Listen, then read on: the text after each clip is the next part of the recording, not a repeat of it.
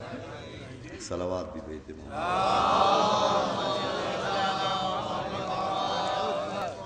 اور حضرات ایک مرتبہ سورہ حمد اور 3 بار سورہ اخلاص کی تلاوت فرما کر اسلم حسین ابن بنیاد حسین گوہر ایجنسی کے قاسم حسین صاحب کے جو والد تھے، سید جمال عباس ابن اوصاف حسین، مہدی حسن ابن مقصود حسن، رئیس بانو بنت مقصود حسن، تمام مرحومین کو اصال ثواب کر دیں۔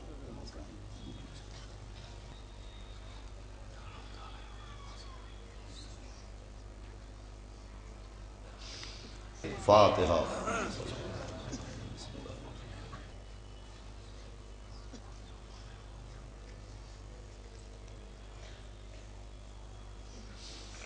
اعوذ باللہ السمیع العلی العظیم من الشیطان اللعین الرجیم، بسم اللہ الرحمن الرحیم، الحمدللہ رب العالمین، الصلاة والسلام علی سیدنا و نبینا و شفیعنا و طبیب قلوبنا ومولانا مقتدانا بالقاسم محمد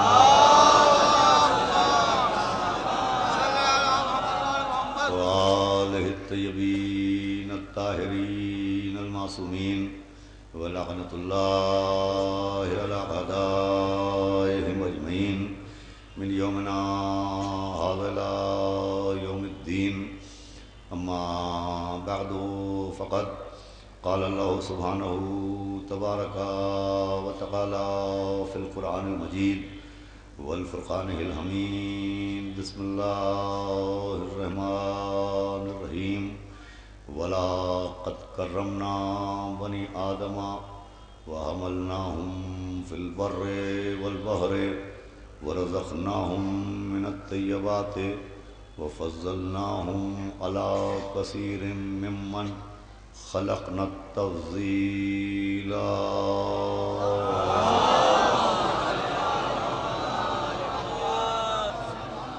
اور عزیزوں، یہ ایک بڑا ضروری اعلان ہے کہ ایک مرد مومن فرید آغا جعفری، جن کا 4 برس کا بچہ نہایت علیل ہے اور بون میرو ٹرانسپلانٹ ہونا ہے اس کا، اور اس میں 50 لاکھ روپے کا خرچ آ رہا ہے۔ ظاہر سی بات ہے کہ ایک غریب تو غریب، ایک امیر آدمی بھی اتنا خرچ برداشت نہیں کر سکتا، مگر جناب سیدہ انشاءاللہ وسائل پیدا کریں گی، لہذا آغا باقر میں ہمارے برادر امنی سمری صاحب نے بھی اعلان کیا تھا، اور ماشاءاللہ 5 لاکھ روپے وہاں مومنین کی جانب سے جمع ہوئے تھے، لہذا یہاں بھی وہاں باہر کہیں پر انہوں نے ایک اسٹال لگایا ہے۔ آپ حضرات دعا بھی کریں کہ سید سجاد کے صدقے میں اس بچے کو صحت ملے اور علاج کا خرچہ نکل آئے۔ صلوات پڑھ دیں محمد وآل محمد۔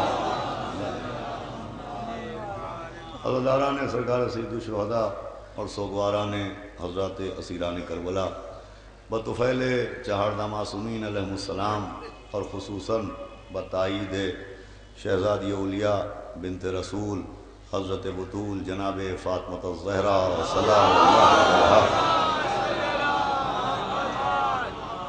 انسان اور امام کے عنوان سے مسلسل اس 5 مجالس کی یہ 3ری مجلس ہے، جس میں آپ کے سامنے سورہ بنی اسرائیل کی آیت نمبر 70 کے تحت یہ گفتگو جاری و ساری ہے کہ اس بنی اسرائیل کہ سورہ کی 70ویں آیت میں اللہ نے انسان کو اس کی اہمیت سے، اس کی عزت سے، اسے جو سہولت عطا فرمائی اس سہولت سے، اسے جو فضیلتیں عطا کی ان فضیلتوں سے آگاہ کیا، سوئے ہوئے ذہن انسانی کو جگایا، اسے اس کی اہمیت، اس کی امپارٹنس سمجھائی، اور فوراً اس آیت کے بعد اعلان ہوا کہ یوم ندعو کل اناس بامامہم۔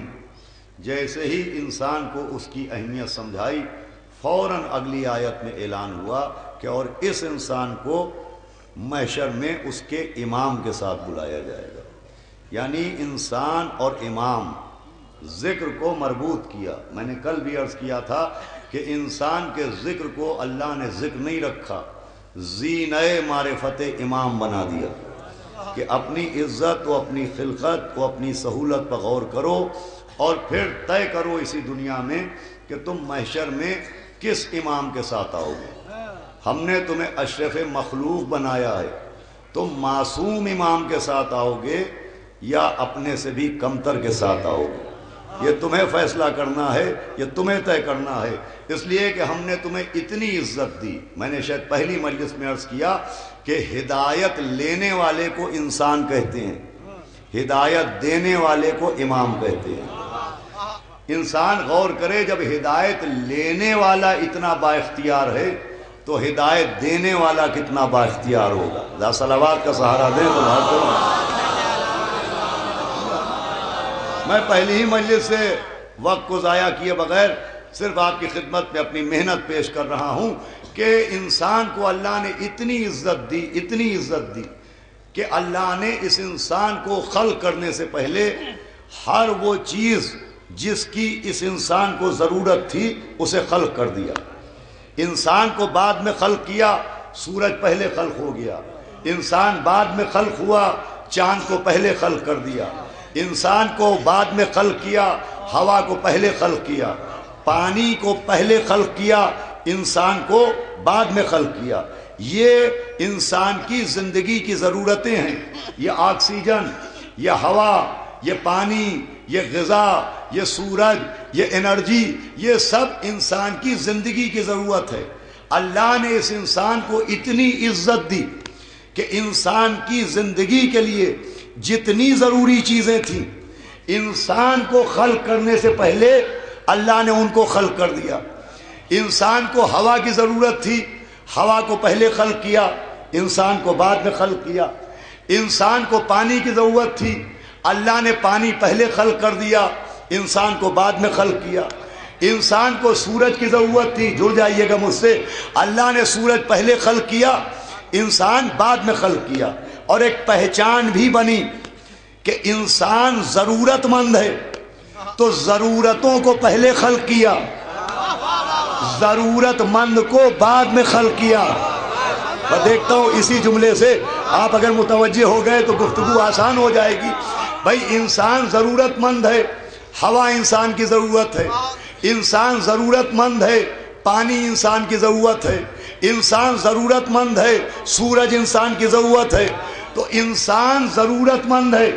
جتنی ضرورتیں تھیں حیات انسانی کے لیے اللہ نے سب کو انسان سے پہلے خلق کیا، اور ایک پہچان بھی بتائی کہ انسان ضرورت مند ہے، بعد میں خلق ہوا، اس کی ضرورتیں پہلے خلق ہوئیں، تاکہ ایک پہچان بھی بن جائے کہ جو بعد میں خلق ہو وہ ضرورت مند ہے، جو پہلے خلق ہو وہ ضرورت ہے۔ جو انسان سے پہلے خلق ہو وہ انسان کی ضرورت ہے۔ سورج انسان سے پہلے خلق ہوا، انسان کی ضرورت ہے۔ چاند انسان سے پہلے خلق ہوا، انسان کی ضرورت ہے۔ توجہ ہے آپ کی؟ آکسیجن حیات انسانی کی ضرورت ہے، انسان سے پہلے خلق ہوا۔ بھائی آدم انسان کی ضرورت ہے، آدمی سے پہلے خلق ہوئے۔ تو جو انسان سے پہلے خلق ہو وہ انسان کی ضرورت ہے، اور جو سب سے پہلے خلق ہو اول ما خلق اللہ نوری انا والی من نور واحد صلوات ہے دے محمد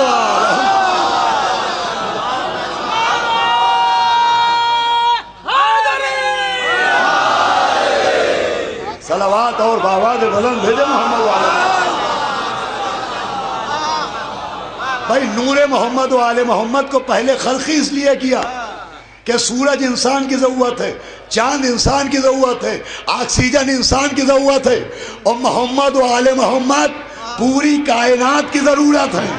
ایک صلوات بھیجے محمد و آل محمد۔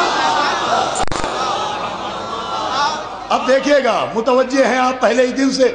اب اللہ نے انسان کو خلق کیا، کاہے سے خلق کیا؟ انسان کو عناصر اربع سے بنایا۔ عناصر اربع چار چیزوں سے۔ کون سی چار چیزیں ہیں جس سے انسان کو بنایا؟ ایک ہے مٹی، ایک ہے ہوا، ایک ہے آگ، ایک ہے پانی۔ یہ چار چیزیں کہلاتی ہیں عناصر اربع جس سے انسان بنا. انسان کو عناصر اربع سے بنایا. امام کو اپنے نور سے بنایا. ذرا میرے ساتھ رہیے گا بھائی, پوری توجہ چاہتا ہوں. انسان کو بنایا عناصر اربع سے. عناصر اربع چار میٹیریلز ہیں جس سے ایک انسان بنا. انسان آگ, مٹی, ہوا, پانی, ان چار چیزوں سے ایک انسان بنا.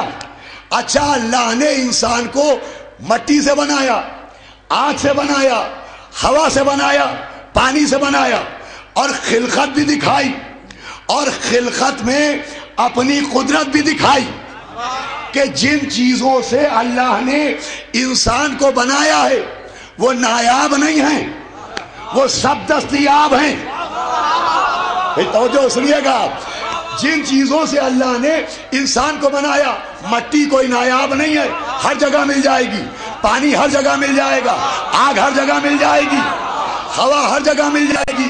اللہ نے جن چیزوں سے انسان کو بنایا وہ نایاب نہیں ہیں, وہ دستیاب ہیں. اب ذرا قدرت دیکھیے کہ بڑے سے بڑے فنکار کو, آرٹسٹ کو آپ آگ دیجئے, ہوا دیجئے, پانی دیجئے, مٹی دیجئے, کہ ذرا ایک انسان بنا دو. بھائی میرے ساتھ رہیے گا, آپ کسی آرٹسٹ کو آگ دیجئے, پانی دیجئے, ہوا دیجئے, مٹی دیجئے, جس سے انسان بنائے, کہ بھائی ذرا ایک انسان بنا دو, نہیں بنا سکتا. تلوار لوہے سے بنتی ہے, لوہار کو لوہا دیجئے تلوار بنا دے گا. لباس کپڑے سے بنتا ہے, درزی کو لباس دیجئے, کپڑا دیجئے, لباس بنا دے گا. توجہ رکھیے گا, مکان میٹیریل سے بنتا ہے, مستری کو میٹیریل دیجئے, مکان بنا دے گا. مگر کسی کو آپ آگ دیجئے, ہوا دیجئے, مٹی دیجئے, پانی دیجئے, انسان نہیں بنے گا. جو بنے گا وہ بت کہلائے گا.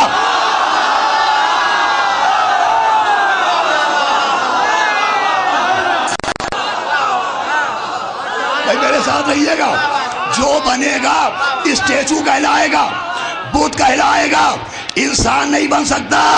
ارے اللہ نے سمجھایا جس سے تم بنے, تم اپنا جیسا تو بنا نہیں سکتے, امام جیسا.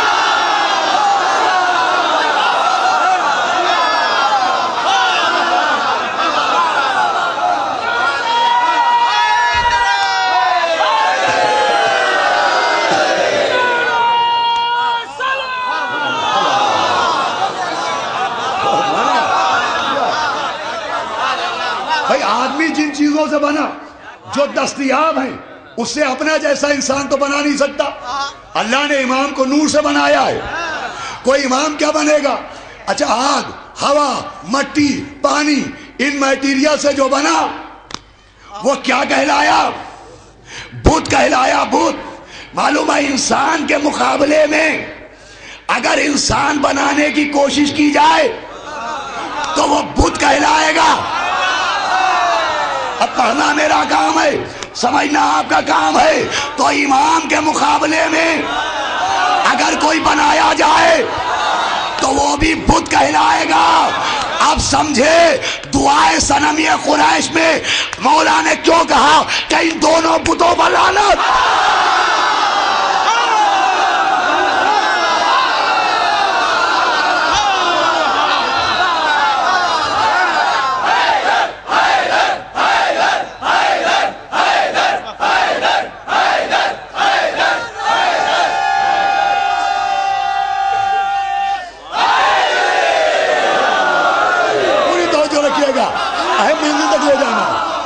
اللہم لن صنمی قریش وجبتیہا وطاغوتیہا. ارے کیا سمجھایا, صلوات پڑھے محمد علیہ محمد.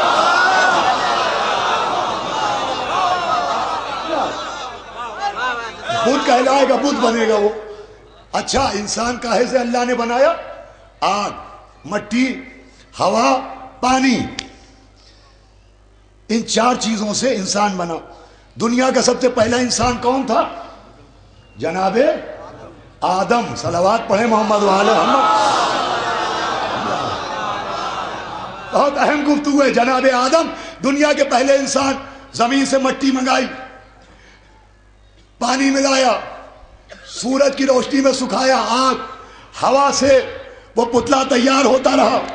4 چیزوں سے آدم کو بنایا, آگ سے, مٹی سے, ہوا سے, پانی سے.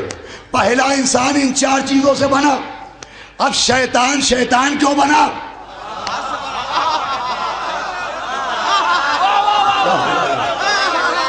شیطان کیوں بنا؟ اس نے کہا تو نے مجھے آگ سے بنایا, انہیں مٹی سے بنایا, صرف یہی کام مٹی سے بنایا. حالانکہ آدم میں آگ بھی تھی, ہوا بھی تھی, پانی بھی تھا, مگر اس نے 3 کا انکار نہیں کیا, چوتھے کا انکار کیا. یہ پرانے شیطانوں کی پرانی عادت.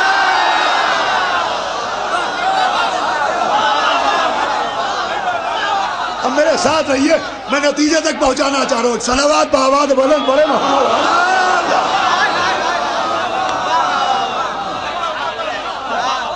اس نے کہا تو نے مجھے آگ سے بنایا, انہیں مٹی سے بنایا. حالانکہ اللہ نے یہ نہیں کہا تھا کہ جب میں مٹی کا پیکر بنا دوں تو سجدہ کر لینا. اللہ نے کہا تھا جب میں اس میں روح ڈال دوں تو سجدہ کرنا. شیطان کی غلطی کیا ہوئی؟ اس نے اسٹرکچر دیکھا, ریزن نہیں دیکھا. اس نے شریر دیکھا, کارن نہیں دیکھا. آدھے سورہ فاتحہ ہندی میں پڑھوائے جاتے ہیں. صلوات بھیجے محمد والے.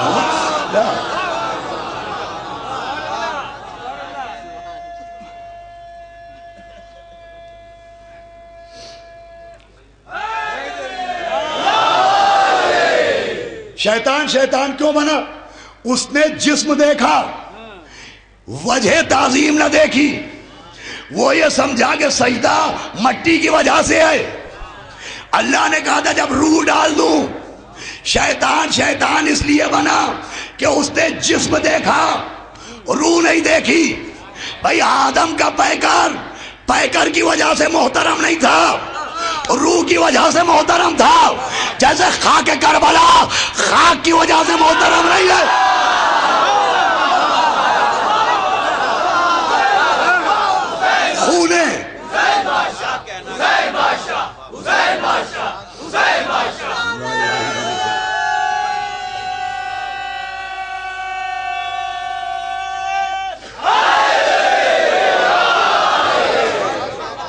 خونے امام کی وجہ سے محترم ہے.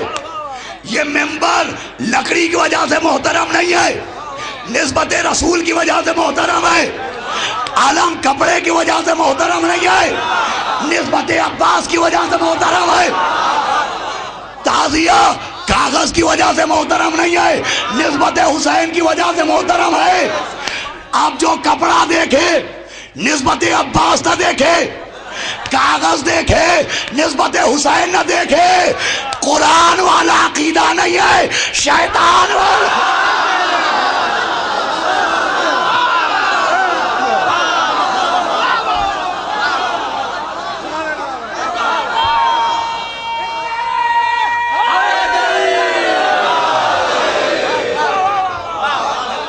سنیے گا, یہ تمہید کسی بہت اہم منزل تک پہنچانے کے لیے اختیار کر. اس نے کہا تو نے مجھے آگ سے بنایا, ان کو مٹی سے بنایا. یہ اس کا قیاس تھا کہ آگ مٹی سے افضل ہوتی ہے. حالانکہ آگ مٹی سے افضل نہیں ہوتی, مٹی آگ سے افضل ہوتی ہے. یہ شیطان کا غلط اجتہاد تھا کہ اس نے سوچا کہ آگ افضل ہے, مٹی کمتر ہے. حالانکہ آگ و مٹی کا آپ موازنہ کر کے دیکھ لیجئے.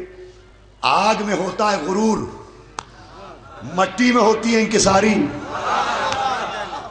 آگ میں تیل ڈالیے, شعلے بھڑک کے سر اٹھانے لگیں گے غرور کے مارے. مٹی پر کچھ ڈالیے, مٹی انکساری میں نیچے آنے لگے گی. آگ میں خیانت ہوتی ہے, مٹی میں امانت ہوتی ہے.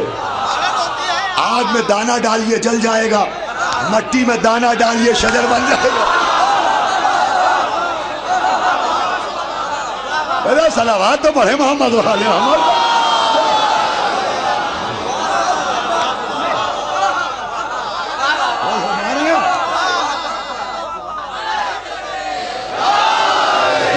اللہ میں یہ چاہ رہا تھا ماحول کہ اس طرح کی گفتگو سننے کے نوجوان عادی ہو جائیں. سنیے گا, اس نے کہا کہ تو نے مجھے آگ سے بنایا, انہیں مٹی سے بنایا. اس نے کیوں انکار کیا؟ جناب آدم کو اپنے سے کمتر سمجھا. وہ الگ بات کے کمتر نہیں تھے, لیکن اس نے سمجھا تو کمتر, تو اس نے کمتر سمجھ کے انکار آدم کیا. مگر مولا علی کا انکار کرنے والوں نے یہ ریزن نہیں دیا, نہ کسی نے سمجھا, نہ میرے مولا نے سمجھنے دیا. باغ میں ٹہل رہے, تہذیب المتین فی تاریخ امیر المومنین میں ہے, مولا باغ میں ٹہل رہے, اور ایک غاصب آیا کہ یا علی آپ مجھ سے ناراض معلوم ہوتے ہیں. کہ معلوم نہیں ہوں. کہ یا علی کیا کیا جائے, یہ کرتا میرے گلے میں ڈال دیا گیا. آپ نے کہا کچھ نہ کیا جائے, یہ بتاؤ یہ حق کس کا ہے, یہ صفتیں کس میں ہیں. پھر مولا علی نے اپنے فضائل کا اقرار لیا کہ یہ بتاؤ آئے تطہیر تمہارے لیے آئی یا میرے لیے آئی, سورہ دہر تمہارے لیے آیا یا میرے لیے آیا, آئے مودت تمہارے لیے آئی یا میرے لیے آئی, من کن تو مولا تمہارے لیے کہا گیا یا میرے لیے کہا گیا, دروازہ تم نے اکھاڑا یا میں نے اکھاڑا, مرحب کو تم نے پچھاڑا یا میں نے پچھاڑا, سورج تم نے ابھارا کہ میں نے ابھارا, ستارہ تم نے اتارا کہ میں نے اتارا, فاتح خیبر تم بنے یا میں بنا, ساقی کوثر تم کہلائے یا میں کہلائے, مرد میدان تمہیں کہا گیا یا مجھے کہا گیا, کل ایمان تم کو کہا گیا یا مجھے کہا گیا, جناب امیر تمہارا لقب ہے یا میرا لقب ہے, مولا غدیر تیرا لقب ہے کہ میرا لقب ہے. میں کہوں گا میرے مولا, اگر میں ہوتا تو قدم پکڑ کے کہتا میرے مولا آپ کو میری محبت کی قسم, یہ بھی تو پوچھ لیجئے غار میں تم روئے کہ میں رویا, میدان سے تم آگے کہ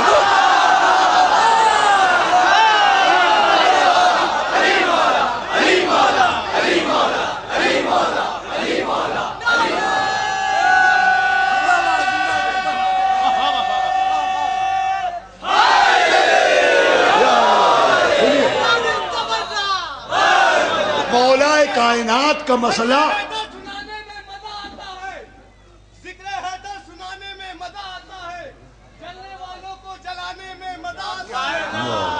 تو اصحاب پیغمبر سے کوئی بغض نہیں, غار میں کون بھاگا تھا یہ بتانے میں مزہ آتا ہے. بہرحال سنیں آپ, تو ابلیس نے آدم کو کم سمجھ کے انکار کیا, مگر مولا علی کو کم نہیں سمجھا گیا. اگر علی نہ ہوتے تو میں ہلاک ہو جاتا. اب فیصلہ کیجئے, جس نے تراب کو کم سمجھا وہ تو اتنا ملعون ہے, جس نے ابو تراب کے مراتب کا اعلان کیا اس کے بعد انکار کیا. تو عزیزوں ابلیس بنا کہ اس نے مٹی کا انکار کیا. وہ اللہ نے جناب آدم کے پیکر کو سجدہ کروایا. اب سنیے گا جس کے لیے میں نے زحمت دی ہے, آدم کو بنایا مسجود. مسجود کا مطلب جسے سجدہ کیا جائے, معبود جس کی عبادت کی جائے, مسجود جسے سجدہ کیا جائے. اب یہ بڑی خاص بات ہے, یہ اتنی تمہید میں نے یہی سنانے کے لیے کی تھی. مسجود کہتے ہیں جسے سجدہ کیا جائے. مسجد کسے کہتے ہیں؟ جہاں سجدہ کیا جائے. مسجد سے مراد ہم سمجھتے ہیں جہاں گنبد ہو, جہاں مینار ہو, جہاں ایک عمارت ہو, جہاں لوگ نماز پڑھیں, وہ ہے مسجد. سنیے گا آج کے لیے جو چیز تحفہ آپ کے سامنے پیش کرنا چاہ رہا ہوں. لیکن شریعت کی اصطلاح میں, یہاں پڑھے لکھے لوگ بھی ہوں گے, خود انسان کے اندر بھی مساجد سبا ہیں. اللہ نے انسان کو اتنی عزت دی ہے کہ انسان کے جسم کے 7 حصے مساجد سبا کہلاتے ہیں.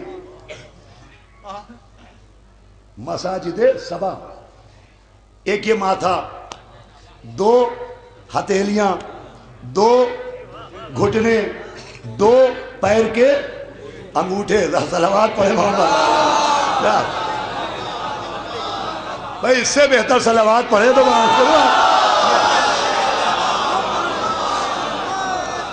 دیکھیں اسے شریعت میں کہتے ہیں مساجد سبا.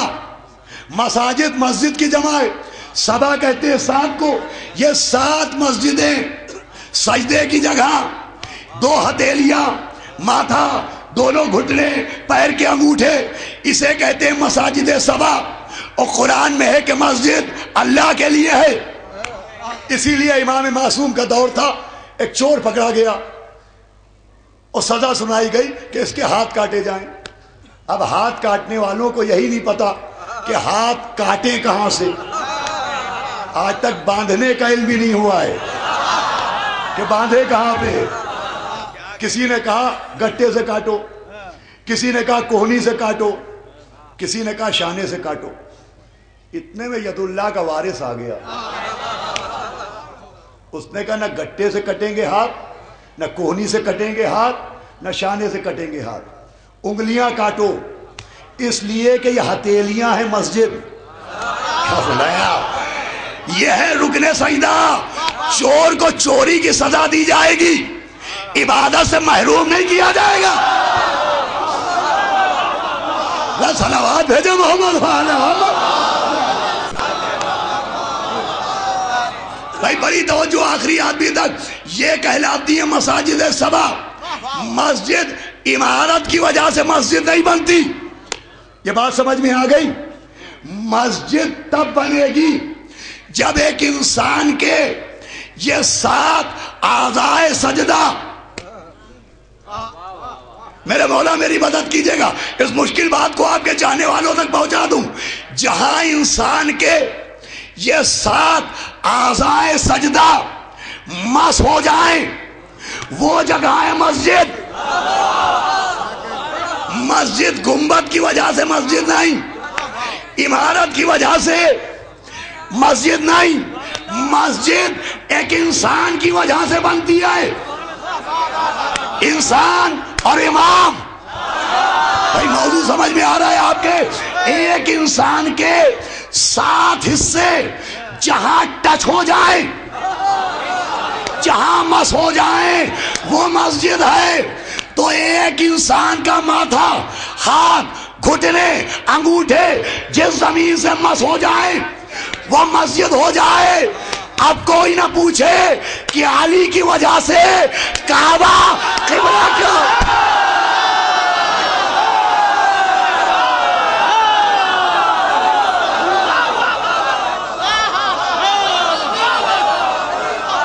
نہیں میرے نوجوانوں, نعرہ بھی لگانا بھی نہیں. بھائی جہاں ہمارے ہاتھ, ہمارا ماتھا, ہمارے گھٹنے, ہمارے انگوٹھے ٹچ ہو جائیں وہ مسجد. جہاں ید اللہ, وجہ اللہ مس ہو جائے نہیں. جملہ یہ نہیں ہے جس زمین سے انسان کے اعضاء مس ہو جائیں وہ تو مسجد ہے. زمین میں امام دفن ہو جائے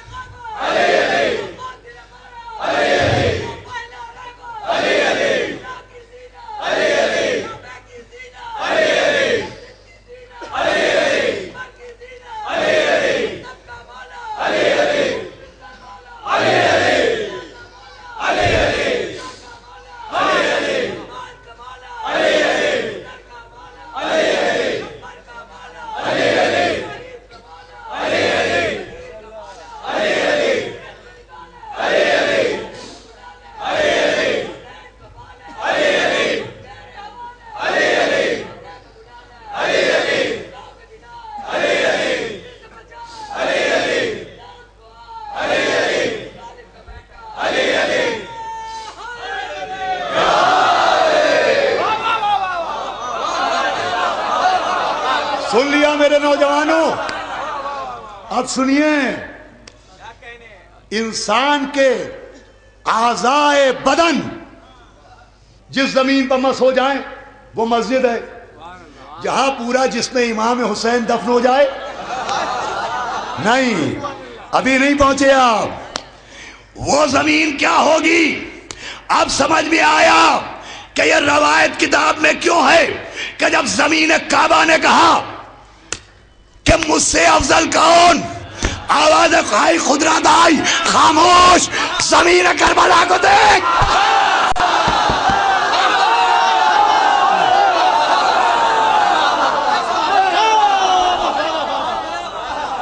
فرمایا زمین کربلا کعبے سے بھی افضل ہے، ہونا بھی چاہیے. کعبے کی زمین سے امام کا جسم مس ہوا، کربلا کی زمین میں امام کا جسم دفن ہوا.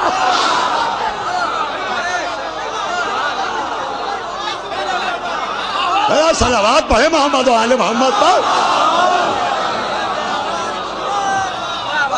میں خون جگر نکال کے لاتا ہوں.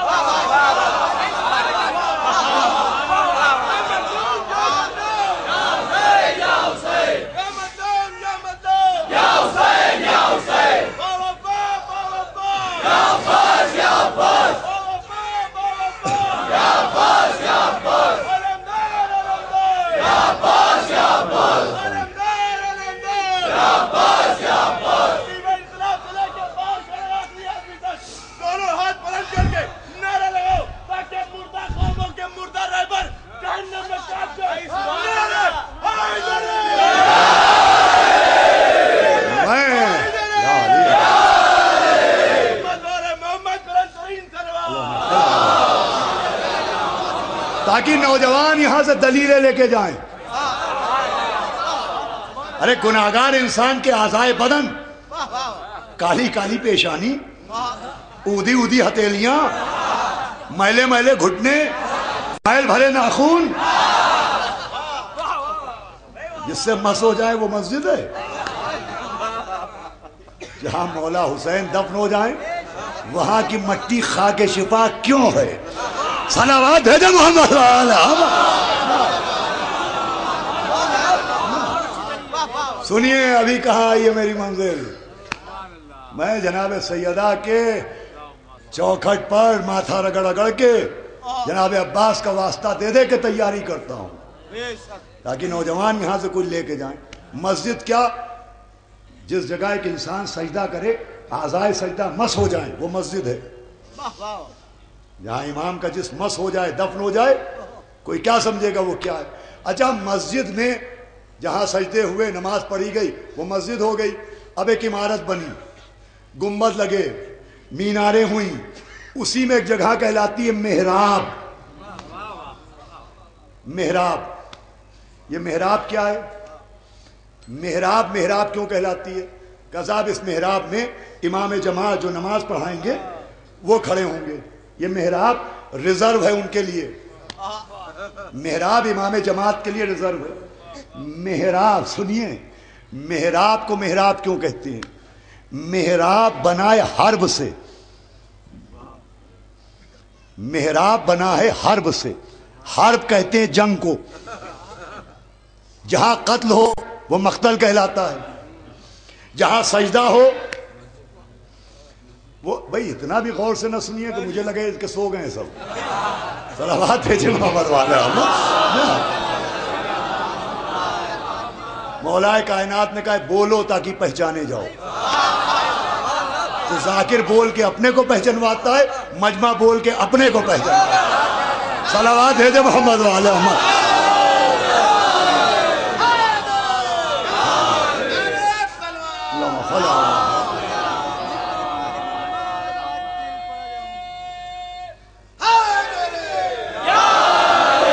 مجھے وحشت ہونے لگتی ہے بہت زیادہ خاموشی، ڈر لگنے لگتا ہے مجھے.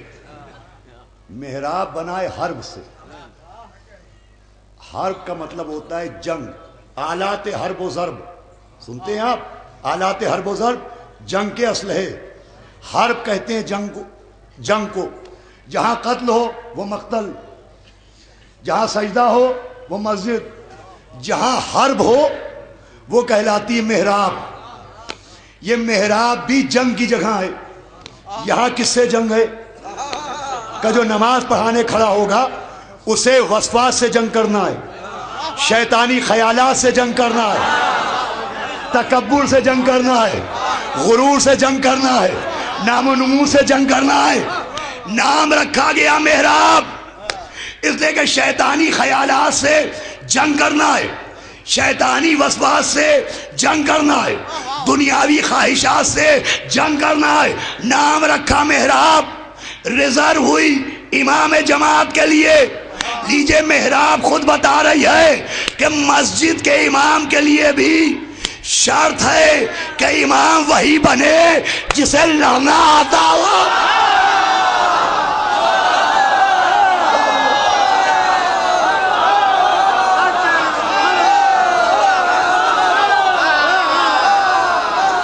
جو ٹک سکے, جو کرار رہے. ارے کیا سن رہے ہیں آپ بھائی؟ مسجد کی امامت کے لیے بھی جو لڑ سکے وہ محراب میں رہے.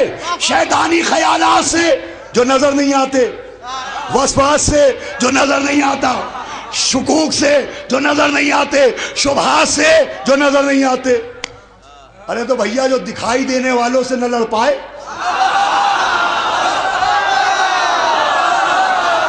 کیا بتایا بھائی؟ سننا میرے نوجوان ہو جائے. جیسے ہم نے مولا علی کو امام اس لیے مانا کہ یہ واحد امام ہے جو ان سے بھی لڑا جو نظر آئے, اور پیر العالم میں ان سے بھی لڑا.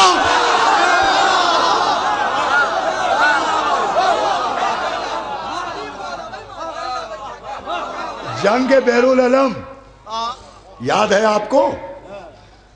جنگ بیر العلم, خیبر سنتے, خندق سنتے, اس میں مولا ان سے لڑے جو دکھائی دے رہے تھے. جنگ ذات السلاسل سے نبی لوٹ رہے تھے. ایک ایسا صحرا پڑا جہاں آگ برس رہی تھی. نبی نے پوچھا یہاں کوئی کنواں ہے؟ کہاں ہے تو, مگر جو جاتا ہے واپس نہیں آتا. کہا کیوں؟ کہا اس میں وہ جنات رہتے ہیں جنہوں نے سلیمان کی نہ مانی. مسلمان کیا ہیں؟ صلوات بھیجے محمد محمد.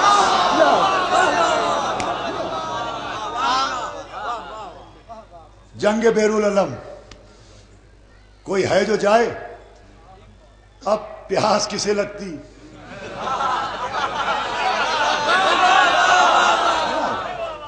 سب پر خوف کی حاضری آنے لگی. ارے کیا ہو رہا ہے؟ صلوات بھیجے محمد محمد. باغات بلند صلوات پڑھے محمد.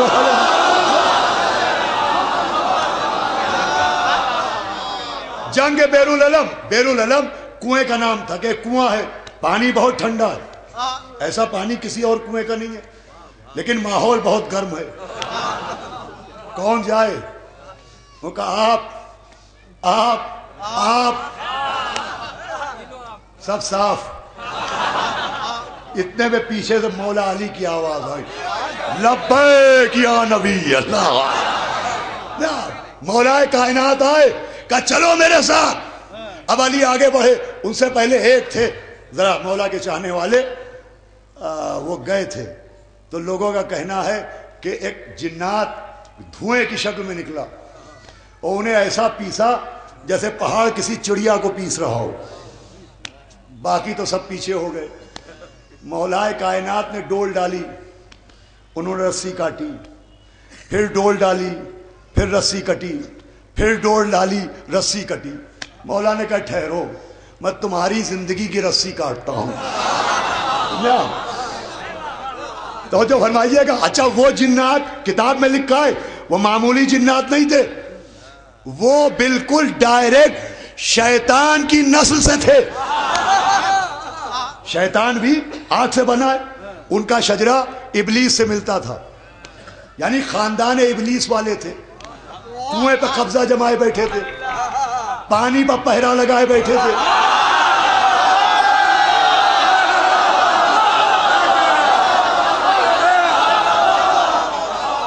اس کا مطلب پانی پر پابندی لگانا شیطانوں کی عادت ہے.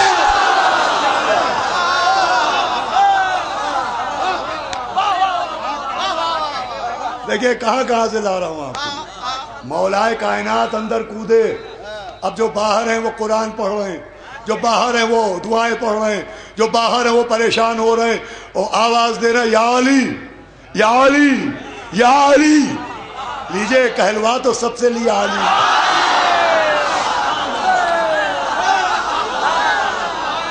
اتنے میں مولا کی آواز آئی نعرہ تکبیر.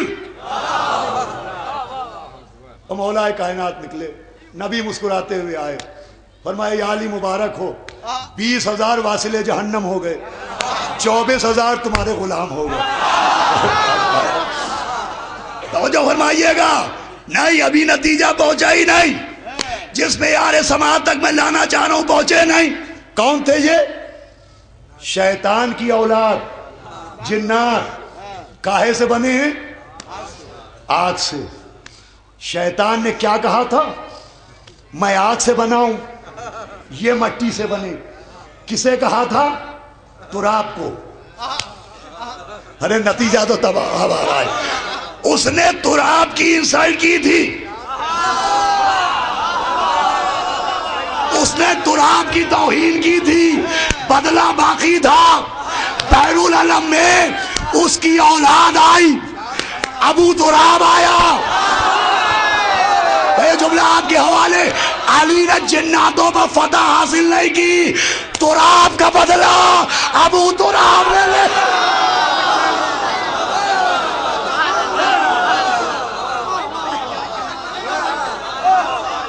صلوات پڑھے محمد وآل محمد.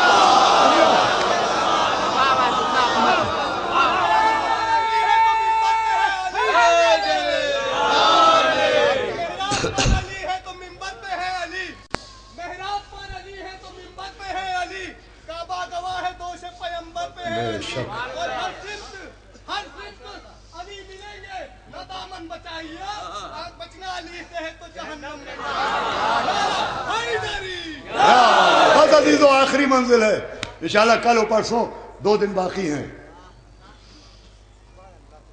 آگ سے ابو تراب نے بدلہ لیا. تو لوگوں نے کہا یا علی کنواں فتح ہو گیا, اب پانی تو لے چلیے. مولا کائنات نے کنواں فتح کر لیا, پانی نہیں لیا. لوگ کہہ رہے ہیں پانی تو لے چلیے. مولا علی نے کہا پانی لے چلنے کی ضرورت نہیں ہے, مشکیں بھر بھر کے جا چکی. اللہ, اب یہ جنہوں نے روکا تھا یہی پلائیں گے.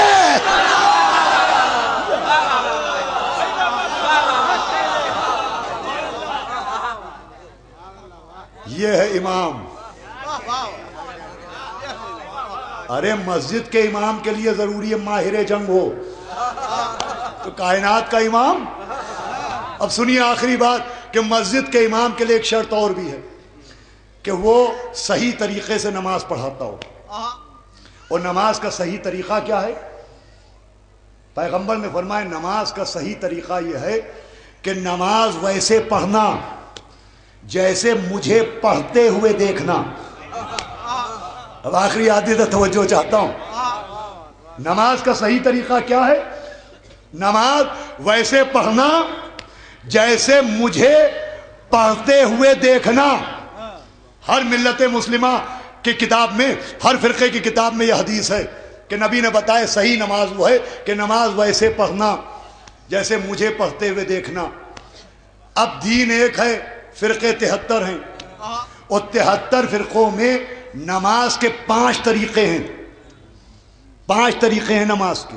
4 طریقے 4 اماموں والے, 1 طریقہ 12 اماموں والا.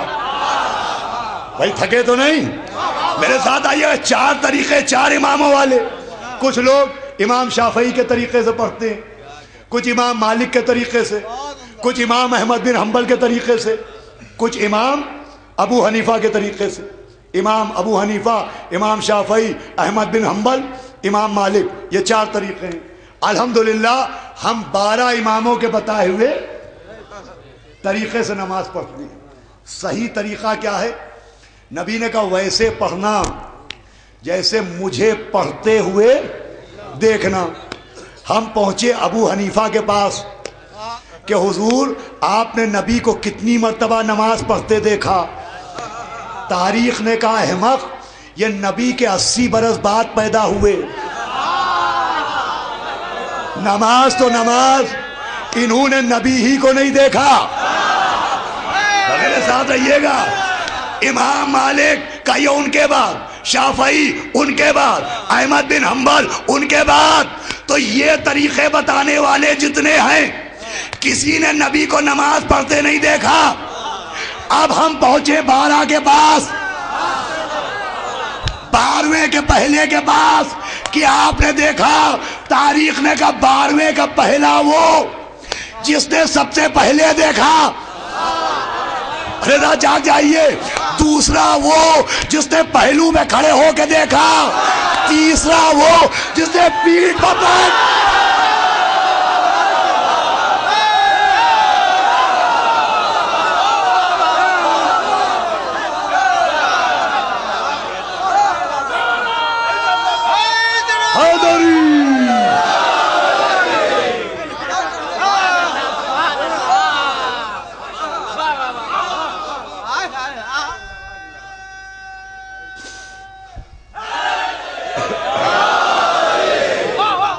جس نے پیٹھ پر بیٹھ کے دیکھا، وہ اتنی دیر بیٹھ کے نماز نبی دیکھی کہ لوگوں نے سر اٹھا اٹھا کے دیکھا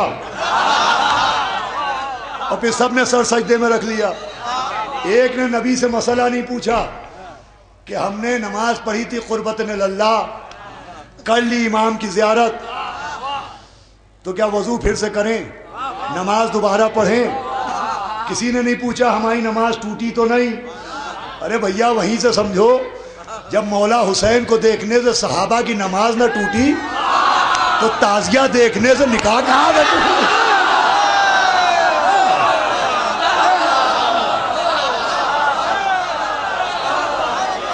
بس عزیزو، مولا آپ کی سماعتوں کو سلامت رکھے، جناب عباس کے عالم کا سایہ آپ کے سر پر ہے۔ بڑے غور سے اس محنت کو آپ نے نوازا، انسان کو اس کی اہمیت سمجھائی کہ تم ایسے ہو، امام کیسا ہوگا۔ سمجھو امام کسے کہتے ہیں؟ نماز روزہ سکھانے والے کو امام نہیں کہتے، مولوی کہتے ہیں۔ نظام کائنات چلانے والے کو امام کہتے ہیں، جس کے لیے اللہ نے اپنے اختیارات کو مسخر کر دیا ہو، اسے امام کہتے ہیں۔ کہ اپنے کو سمجھو، سوچو اپنے بارے میں تو امام سمجھ میں آئے گا۔ یہی کربلا میں ہوا تھا، ایک نے لجام پر ہاتھ ڈالا تھا، امام نے کہا تھا تیری ماں تیرے غم میں روئے۔ ایک انسان کے ذہن کو امام نے جھنجھوڑا، ایک انسان کے ذہن کو امام نے جھنجھوڑا، انسان کے ذہن کو جھٹکا لگا۔ دن گزرے، پھر ایک آواز نے اس انسان کو جھنجھوڑا، آلتش آلتش آلتش۔ ذہن انسانی کو جگایا گیا، جب جاگ گیا ذہن انسانی تو یہ انسان علیہ السلام بن گیا۔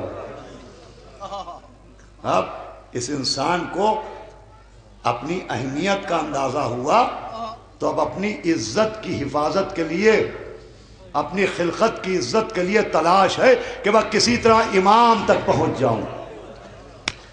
اسے کہتے ہیں انسان، حر جیسا انسان۔ ماشاءاللہ آج بہت محترم افراد ہمارے ڈاکٹر اسد عباس صاحب، رضوی صاحب، جعفر امام چچا تو روز آ رہے ہیں، حوصلہ بڑھانے کے لیے یہاں تشریف فرما ہوئے۔ بھئی اگر انسان اپنے بارے میں غور کرے، میں نے ڈاکٹر صاحب قمع زنی کے سلسلے میں آپ کی اجازت کے بغیر کلکتے میں آپ کا نکتہ پڑھا تھا، انسان غور کرے تو ہر چیز سمجھ میں آ جاتی ہے، وہ کبھی بعد میں عرض کیا جائے گا۔ میں عرض کر رہا تھا کہ جناب حر ذہن انسانی کو جھنجھوڑا امام نے۔ اب یہ انسان جو بیدار ہوا، یزیدیوں میں گھرا تھا مگر حسین کا تھا، تو اپنے ہاتھوں کو بندھوایا، چہرے پر نقاب ڈلوائی، بیٹے اور غلام کو لیا اور چلا۔ بیٹے نے کہا بابا تیز چلیے، کہ کیا بات ہے؟ کہا اصحاب امام استقبال کو آ رہے ہیں۔ بیٹے نے کہا بابا اللہ اکبر، کہ میرے لال اب کیا ہوا؟ کہا ہم شکل پیغمبر تشریف لا رہے ہیں، قمر بنی ہاشم آ رہے ہیں۔ بیٹے نے کہا بابا غضب ہو گئے، کیا بات؟ کہ خود زہرا کا لال تشریف لا رہا ہے۔ دیکھیے اگر انسان معرفت امام حاصل کر لے تو خود امام اس کے استقبال کے لیے بڑھے۔ آواز دی بیٹا جلدی چلو، ہمارا سر امام کے قدموں میں رکھو۔ دیکھیے یہ واقعہ کائنات میں کبھی ہوا نہیں اور نہ ایسا واقعہ کبھی ہوگا۔ مہمانوں کے مزاج ہوتے ہیں، مہمانوں کے مزاج ہوتے ہیں۔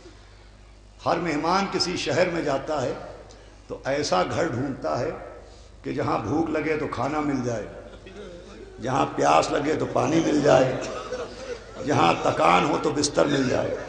یہ پہلا واقعہ ہوا، یہ دنیا کا واحد مہمان ہے جو کھانا چھوڑ کے بھوک کی طرف آیا، جو پانی چھوڑ کے پیاس کی طرف آیا، جو آرام چھوڑ کے آلام کی طرف آیا۔ پھر انسان ایسا تھا تو امام ایسا تھا کہ حر کو خیمے کے سائے میں بٹھایا اور اس خیمے میں گئے جس خیمے میں چھوٹے چھوٹے بچے ہاتھ میں کوزے لیے آواز دے رہے تھے العطاش، ہائے پیاس۔ آواز دی سکینہ بی بی ان بچوں سے کہہ دیجئے کہ ہمارا مہمان آیا ہوا ہے، جب تک ہمارا مہمان بیٹھا رہے ہائے پیاس کے نعرے نہ لگائے جائیں، کہیں ہمارا مہمان شرمندہ نہ ہو جائے۔ اللہ اکبر، آوازیں بلند ہونے لگی آپ۔ ماشاءاللہ چاند رات سے یہی عالم ہے، اور مصائب کے لیے تو مسلسل لوگ فرمائش کرتے رہتے ہیں۔ فضائل میں تو کسی کو تکان ہوئی، کسی کو کوئی مرض لاحق ہے وہ اٹھ کے چلا گیا، لیکن مصائب میں کوئی نہیں جاتا ہے۔ کیوں نہیں جاتے؟ کہا ہم مولا حسین پر رونے آئے۔ رونے سے آپ کا دل نہیں بھرتا ہے، آپ سن کے آپ پر یہ گزرتی ہے۔ آئیے میں آپ کو کربلا کے کچھ منظر دکھاؤں۔ جی چاہتا ہے آج چھوٹے حضرت کے مسائل بیان کیے جائے، جناب عباس کے فرمائش ہے۔ وہ عباس کہ مسلمان تو مسلمان، غیر مسلم بھی اتنی عقیدت رکھتے ہیں کہ پٹنہ میں عالم گنج محلے میں ایک مقام ہے، شمر گٹیا کر کے کچھ نام ہے، میں جا چکا ہوں، زیارت کر چکا ہوں۔ وہاں جناب عباس کا ایک روضہ بنا ہے، وہ روضہ کسی مومن کسی شیعہ کی وجہ سے نہیں بنا ہے، ایک ہندو عورت کی وجہ سے بنا ہے۔ ایک ہندو عورت ہر شب عاشور مولا حسین کی نظر دلاتی تھی۔ ایک شب ایسی آئی کہ آندھی آئی اور کوئی نظر دینے والا نہ تھا، تو اس عورت کی آنکھ میں آنسو آئے۔ کافی دیر گزر گئی تو تعزیے کی طرف ہاتھ جوڑے اور کہے سکینہ کے بابا کیا کوئی غلطی ہو گئی ہے، کیا کوئی پاپ ہو گیا ہے جو کوئی نظر دینے والا نہیں ہے؟ آپ کو عباس دلاور کا واسطہ۔ تھوڑی دیر گزری تھی، ایک نقاب پوش چلتے ہوئے نظر آئے۔ اس نے کہا آنے والے محب حسین ہو تو میرے آقا کی نظر دیتے جاؤ۔ آنے والے نے کہا سامان نظر تعزیے کے سامنے رکھ دے۔ لیجئے سامان نظر تعزیے کے سامنے رکھ دیا گیا۔ نقاب پوش کی نقاب ہٹی، ہونٹ ہلے، آنسو بہے، کہے بی بی نظر ہو گئی۔ اس نے کہا آپ کو سکینہ کا واسطہ ایک بار اور نظر دے دیجئے۔ پھر نظر دے دی، کہا آپ کو حسین کے سوکھے پہ ہونٹوں کا واسطہ ایک بار اور نظر دے دیجئے۔ دوبارہ نظر ہوئی، اس عورت نے چونک کے کہا کیا تمہیں نظر دینا نہیں آتی؟ کہا کیوں؟ کہا بھائی میں ہندو ہوں، مجھے نہیں معلوم پڑھا کیا جاتا ہے، مگر میں نے دیکھا جو بھی نظر دیتا ہے وہ ہاتھوں کو اٹھا دیتا ہے۔ تم نے اتنی مرتبہ نظر دی، ہاتھ نہ اٹھائے۔ ایک مرتبہ آبا ہٹی، کٹے ہوئے بازو نظر آئے، کہا ہاتھ وہ اٹھائے، اس کے ہاتھ موجود ہو۔ ارے میرے ہاتھ کربلا میں سکینہ بنے سب اس عباس کے مسائل پر جس کے بازو کربلا میں قلم ہو گئے۔ آئیے میں آپ کو کوئی منظر دکھاؤں اور مجلس تمام کر دوں۔ پہلا منظر یہ ہے کہ جناب مختار نے امام حسین کا انتقام لے لیا. جناب مختار نے مولا حسین کا انتقام لے لیا. جناب ابراہیم ابن مالک اشتر جناب عباس کے بچپن کے دوست تھے. جیسے حبیب ابن مظاہر اور مولا حسین، ویسے ابراہیم ابن مالک اشتر اور جناب عباس بچپن کے دوست تھے. جناب ابراہیم ابن مالک اشتر کربلا آئے اور پہلا روضہ انہوں نے بنایا ہے. مولا حسین کے قبر کے چاروں طرف 4 بانس لگائے، کھجور کے پتوں کی چھت ڈالی. یہ پہلے روضے کی بنیاد پڑی. خوب تڑپ تڑپ کے روئے. سارا منظر آنکھوں میں آیا ہوگا. یہی وہ جگہ ہے جہاں زلفیں پکڑی گئیں، جہاں سینے پر گھٹنا رکھا گیا، جہاں گلے پر خنجر چلایا گیا، جہاں فاطمہ نے بال کھولے. ارے میرا حسین،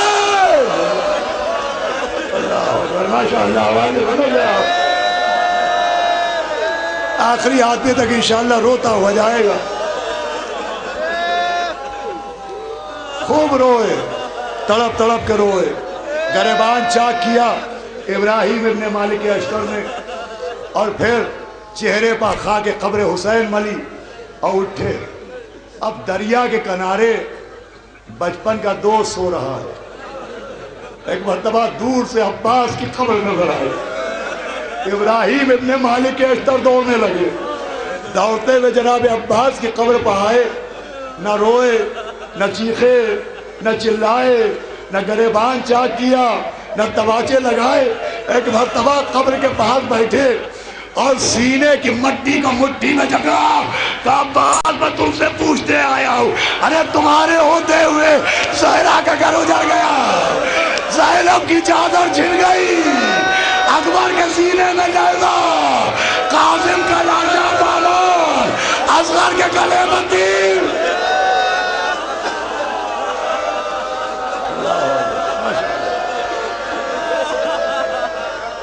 عباس عباس عباس، مجھے یقین ہے تم قبر میں سن رہے ہو. سنو عباس، مولا نے تمہیں اس لیے مانگا تھا کہ کربلا میں میرے حسین کی کوئی نصرت کرے. عباس، تمہارے ہوتے سیدہ کا گھر اجڑ گیا. ابھی ابراہیم ابن مالک اشتر نے اتنا کہا تھا کہ قبر سے آواز ہے ابراہیم اب آئے ہو. اللہ اکبر. جناب عباس کی آواز آئی، ارے کل کاش عاشور کو آ جاتے اور میرے مولا سے اجازت ارے میری حسرتیں جائیں، میرے دل میں دب کے رہ گئی.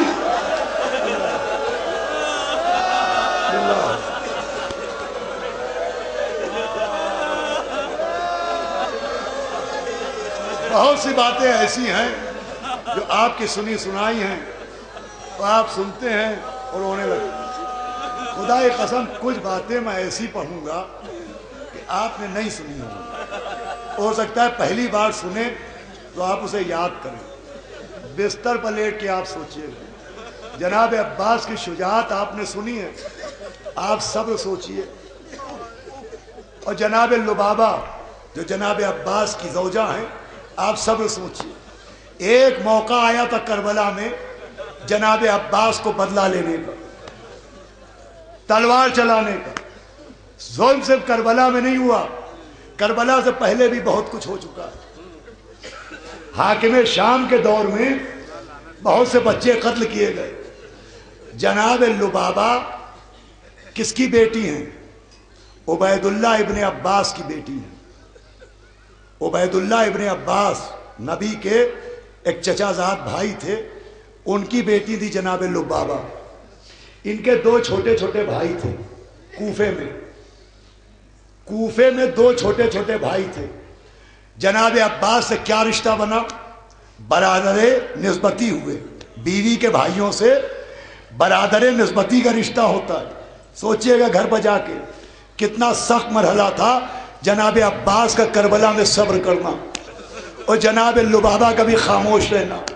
ارے جس کے گھر پہ اتنا ظلم ہوا ہو، دل میں حسرت رہتی ہے کاش کوئی بدلہ لے. ایک ایسا واقعہ تاریخ میں گزرا ہے کہ خدا کی قسم آپ سن کے تڑپ جائیں گے.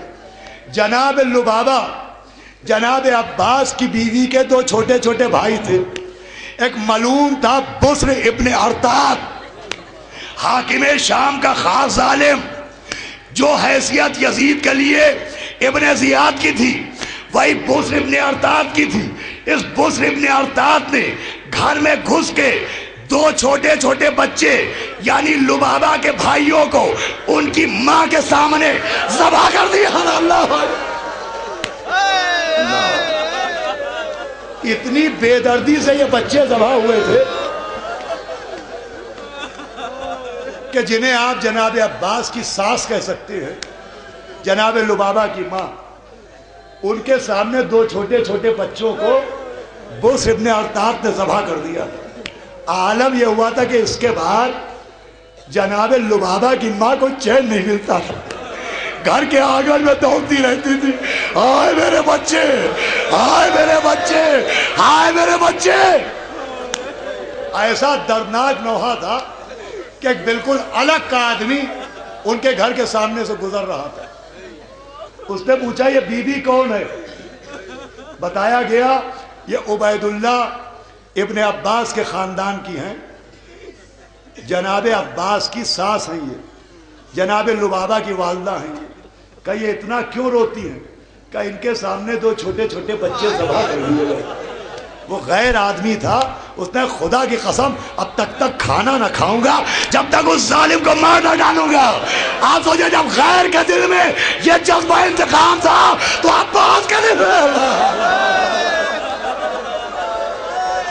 بستر بجا کے سوچئے گا.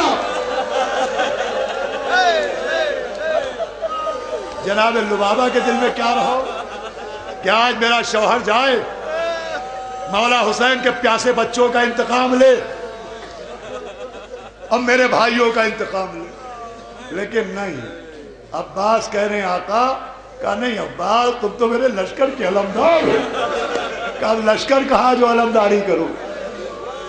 آواز دی وہ دیکھو، وہ دیکھو. ایک خیمے کی طرف دکھایا، انشاءاللہ روتے ہوئے اٹھیے گا. وہ وہی خیمہ تھا جس میں صبح عاشورہ بچے الاتش کہہ رہے تھے. جب قافلے چلتے ہیں تو ایک خیمہ ایسا بھی ہوتا ہے جس میں کھانے کا سامان اور پانی کی مشکیں رکھی جاتی تھی. یہ وہ خیمہ تھا جس میں کھانے کا سامان اور پانی کی مشکوں کے لیے تھا. 7 محرم سے ایک ایک بوند تمام، ایک ایک دانہ خط. کھانا اور پانی تو تھا نہیں، لیکن اگر کسی مٹی پر آپ ایک پانی کی بالٹی رکھ دیں یا مشکیزہ رکھ دیں تو پانی ختم ہونے کے بعد بھی مٹی میں ذرا سی نمی رہتی ہے. تو اب پانی تو ختم ہو چکا تھا، پیاس تو 3 دن کی تھی، لیکن جہاں پر مشکیزیں رکھے جاتے تھے ذرا سی نمی باقی تھی. کہا باس ادھر دیکھو. اب جو دیکھا تو چھوٹے چھوٹے بچے اپنا پیٹ مٹی پر رکھ کے آئے پیار، آئے پیار.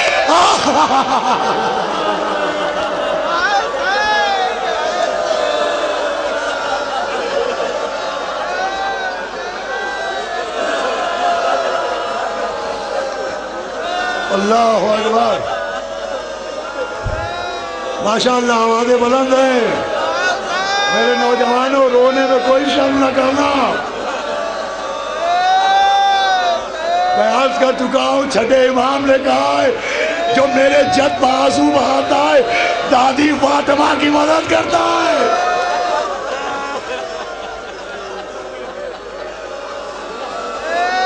میرے بدن میں بھی طاقت نہیں ہے، لیکن میں پڑھتا ہوں کہ محشر میں معصومہ کے سامنے شرمندہ نہ ہونا پڑے. یہ جو ماشاءاللہ نوجوان بیٹھتے ہیں، یہ جو نعرے لگاتے ہیں، صلوات بھیجتے ہیں فضائل میں، تو پڑھنے والے کو طاقت ملتی ہے. میں پڑھ رہا ہوں فضائل، کسی نے نعرہ لگا دیا، کسی نے شعر پڑھ دیا، کسی نے صلوات پڑھ دی، کسی نے ہاتھ اٹھا دیا، ہمارے سینے کو طاقت مل جاتی ہے. لیکن جب چیخ کے روتے ہیں تو ایک بی بی جو ٹوٹی پسلیاں ہو ارے میرا حسین، ارے میرا مظلوم، ارے میرا غریب. اللہ اللہ. اور رونے کے لیے مصائب نہیں ہوتے، مصائب تو مر جانے کے لیے ہوتے ہیں. مولا حسین کا نام ہی مرثیہ ہے. یہ تو ہم غذا کی احتیاط نہ کر پائے، ہم نجس و پاک کا فرق نہ کر پائے، ورنہ خدا کی قسم رلانے کے لیے کوئی ضرورت نہیں تھی. اب کسی شب عاشور کلکتہ کی اگر آپ کو سی ڈی ملے تو دیکھیے گا. میں نے وہاں آزما کے دیکھا، میں نے وہاں مصائب نہیں پڑھے. میں نے کہا صرف ایک کام میرے ساتھ کیجئے، ایک ایک آدمی روتا ہوا اٹھے گا، یہ نام لیتے رہیے، کہیے واہ حسین یا حسین. اللہ اللہ. خدا کی قسم کچھ دلانے کے لیے نہیں، رونے میں کوئی شرم نہیں کرنا چاہیے. ایک بی بی ٹوٹی پسلیاں پکڑے ہوئے، بآواز بلند رونا چاہیے. اور یہ زمانہ تو بڑا سخت ہے. ارے باتیں قتل شاہ آدھا کا بہا یہ حوصلہ کر جلا کے خاک کر ڈالا رسول اللہ کا شامیہ بستند بازو زینب و کلثوم را توقیہ اندر گلوئے. سید سجاد را سورہ 5 منٹ. سوچے جناب عباس کے دل پر کیا گزری. ہمارا بچہ ایک خالی گلاس پانی کا لے کے ہماری طرف بڑھے، ہمارے کلیجے پر چھریاں چل جاتی ہیں. آپ سوچے چھوٹے چھوٹے بچے اپنے پیٹ زمین پر رکھے ہوئے ہیں. عباس چلو پانی کے سبیل کرو. چلے عباس، چلے میدان میں آئے. پوری شہادت کون پڑھ پائے گا، کون سن پائے گا. دریا پر پہنچے، غور سے دیکھا، دریا سے اس لیے تھی نگاہیں لڑی ہوئی، پانی میں سامنے تھی سکینہ. مشکیزے کو تر کیا، چلے تھے کہ داہنا بازو قلم ہوا، بایاں بازو قلم ہوا، مشکیزے میں تیر لگا. حسین نے مرثیہ پڑھا یا کی عباس علانن کسرا زہاری. شریف لوگ بیٹھے ہیں، وصیت کی تھی میرا لاشا خیمے میں نہ لے جائیے گا. علم اٹھا کے چلے خیمے کی طرف. جس کا لاشا آیا بیویوں نے اس کا نام لے کے ماتم کیا. علی اکبر کا لاشا آیا، بیویوں نے کہا واہ علی اکبرہ. قاسم کا لاشا آیا، بیویوں نے کہا واہ قاسمہ. شریف لوگ بیٹھے ہیں، عزت دار ماں بہنیں بیٹھی ہیں. اس کو سن لیا تو رونے کو بہت ہوگا. مولا عباس کا لاشا تو آیا نہیں، علم آیا. بی بی زینب نے علم کو خیمے کے بیچوں بیچ لٹایا. وہ عباسہ کہہ کے ماتم نہیں کیا. کہاں بیویوں چادر علم کے اوپر ڈالی، ماتم کرو. واہ عزتہ، واہ علمتہ. ارے ہماری عزت، ہماری علمت، ہماری چادر، ہمارا پردہ. اللہ اللہ. بس مجلس تمام ہو گئی. ایک روایت اے جان و دل حیدر کرار علمدار، اے قوت دستے شہ ابرار علمدار. واہ عزتہ کا ماتم ہوا، واہ حرمتہ کا ماتم ہوا. اور پھر حسین بے کس ہو گئے. یا اخی عباس علانن کثرا زہری. عباس تیرے مرنے سے قبر حسین کی ٹوٹ گئی. مطلب جانتے ہیں آپ، جب تک جناب عباس موجود تھے کسی کی مجال نہ تھی جو کوئی امام کی طرف نظر اٹھا کے دیکھے. یہ جو امام نے کہا میری کمر ٹوٹ گئی. آپ جانتے ہوا کیا؟ اب عباس کے بعد قوتیں اتنی بڑھ گئیں کہ خیمے کے قریب گھوڑے آتے تھے اور کہتے تھے حسین اکبر کہاں ہے، عباس کہاں ہے، حسین بھیجو کسی کو. اللہ اکبر. ملونوں کی ہمتیں کہ اب امام سے گفتگو کر دیں. پھر حضرت کے گلے پر خنجر چلا، خیموں میں آگ لگی، مجلس تمام ہو گئی. بی بی ان عزاداروں کے پرسے کو قبول کر لیجیے گا، جناب عباس کے کٹے شانوں کا صدقہ دے دیجیے گا. اس قوم کے سروں پہ عباس کے علم کا سایہ رہے. خیموں میں آگ لگی، ایک بچہ نکلا۔ راوی کہتا ہے میں نے پوچھا کہاں جاؤ گے؟ کہا نجف کا راستہ کدھر ہے؟ کہا نجف جا کے کیا کرو گے؟ کہا دادا سے فریاد کروں گا۔ کہا ایک اور بچہ نکلا، کبھی دائیں دیکھا کبھی بائیں۔ کہا کہاں جاؤ گے؟ کہا اس بچے نے کہا مجھے عباس کا لاشا بتا دو۔ کہتا میں نے اشارہ کیا نہر کے کنارے، بچہ دوڑتا ہوا گیا، عباس کے لاشے کو ہلا ہلا کے کچھ کہہ رہا تھا۔ کہ میں سمجھا پانی مانگ رہا ہے، میں سمجھا مدینے جانے کو کہہ رہا ہے۔ کہ میرا کلیجہ پھٹ گیا، عباس کے لاشے کو ہلایا، کہ عباس اٹھو، زینب کی چادر چھین رہی ہے۔ عباس سکینہ کے تماچے لگ رہے، عباس فاطمہ کی بیٹیاں بے بدلا